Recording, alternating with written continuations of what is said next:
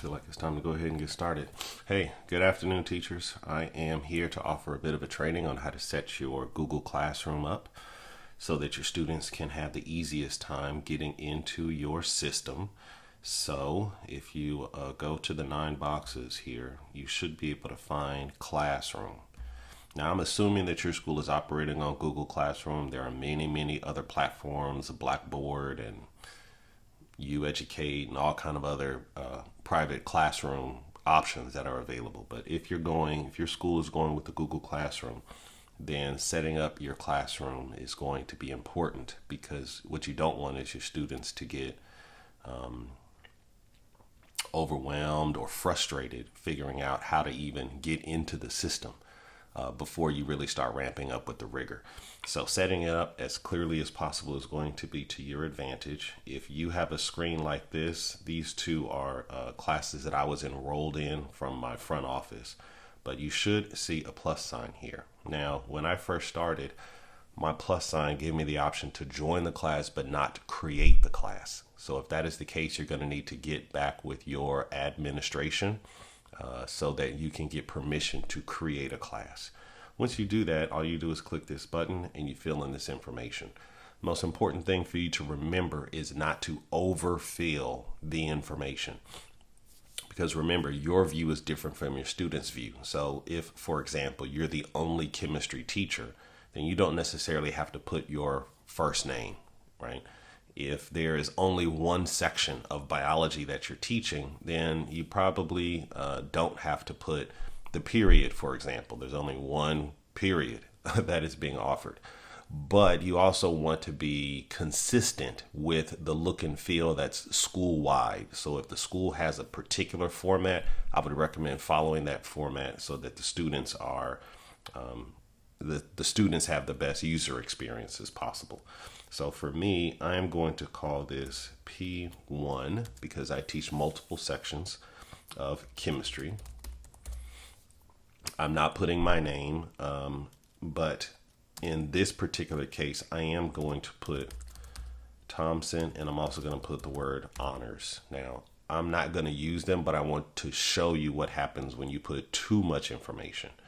Now, the section is also seen by the students. So in this particular case, I am going to put a sub message to the students here so that they know when to join my class. My particular school is going with a live synchronous model.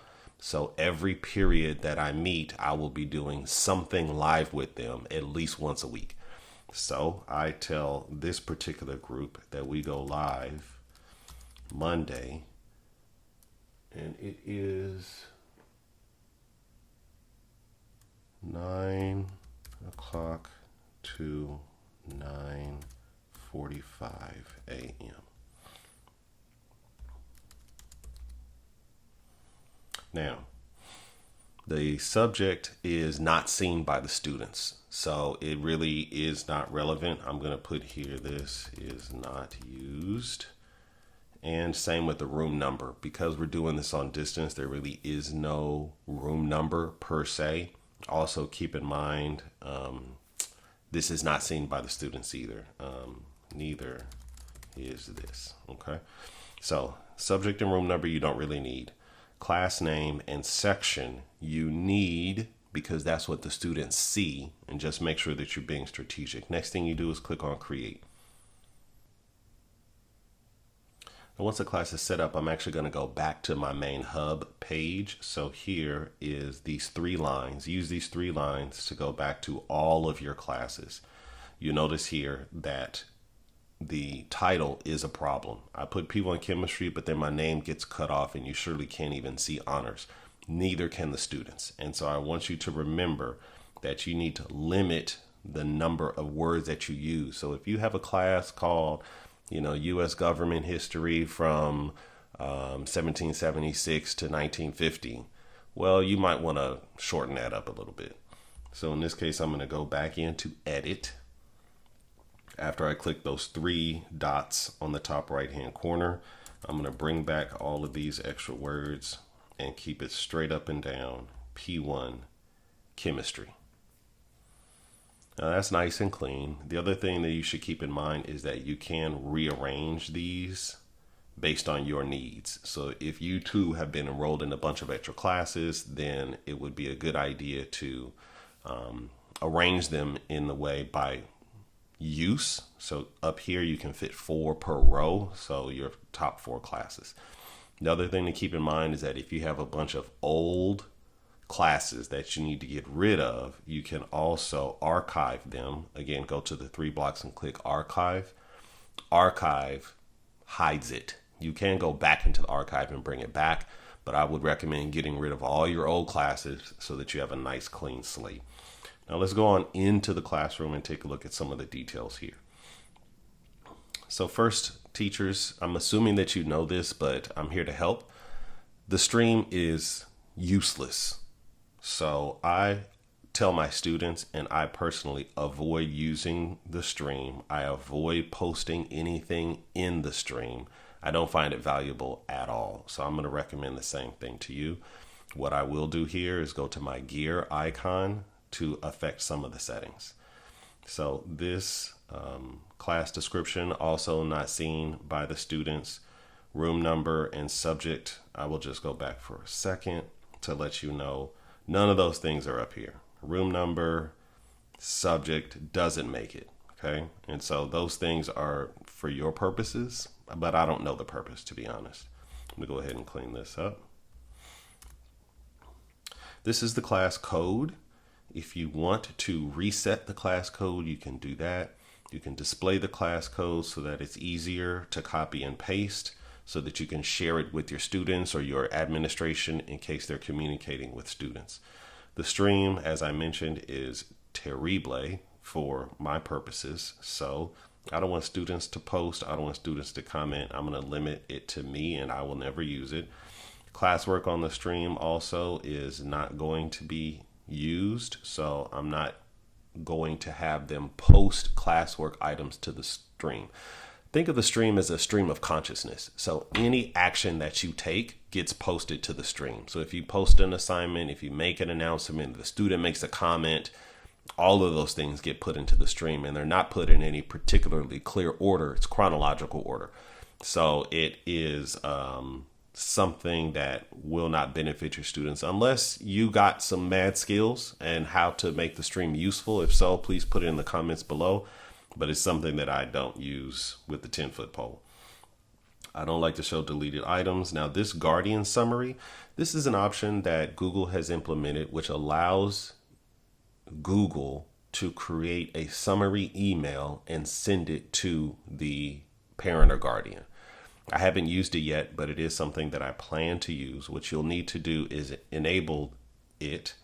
Then you will be able to add guardians to the class, and then the guardians will get an invitation and they can opt in. And then once they opt in, they will receive these emails based on some of the conditions that they like. Here is Google Meet. Now, if you guys use Zoom or some other video platform, that's fine. I'm not a big fan of the Meet link as of right now. It has fewer controls than Zoom. Anybody who has the link can start a meeting. So once the students get that URL, they can go ahead and start their own meetings, and who knows what consequences come with that. So we're not using Meet, even though the school gives us the option to use whatever video platform we prefer. I have been using Zoom, so I'm going to stick with that. Same with the grading calculation. Our grading calculation is based on a 1 through 4 scale, so I'm not going to use Google for the formal grading calculation, even though I will use it to inform students how they did on assignments. But their formal grade will go into standard Power Teacher. Power School is the program that we use. All right, so I'm going to go ahead and save the changes that I made there. And this is it. The other things that you may be interested in on the tour, I will do a separate training on the classwork and how we set up assignments. But in terms of people, what you should be able to do if your school is connected to the Google Suite is be able to pull in your students into your classroom. So once you get your roster, you should be able to, let's say I go with A. These are all the people that are associated with my building that have an A in their name. So you should be able to find your students and enroll them, or you can have students enroll themselves by sharing that classroom code with them. That classroom code is here. If you want to make it bigger or you want to copy and paste it, you can do that and then shoot them an email. They will enter the code and it will enroll them that way. Again, this is the Meetup link in case you want to use it. I do not recommend using it, but that's my personal preference. Here's themes and photos if you want to change this photo, but for chemistry, I'm going to use the Google stock. And folks, that's it. You do this multiple times. Once you have it set up the right way, then I would go back to my class and I would copy this. Then I would call this P2. That way it will keep all of your settings. You can change your live. This one is on Tuesday, 9 to 9:45. Click copy, and now I will have my second class. And that's pretty much it. Once again, remember that you can rearrange these however you see fit. You can go ahead and play with some of the settings, but for the most part, your classrooms will be set up. In another training, I'll go ahead and talk to you guys about how to post up assignments and how those assignments are graded. I went through a big learning curve during COVID, as we all did, and I'm going to be here to share some of my best practices so that we can all have a strong start to the school year. Thanks, guys.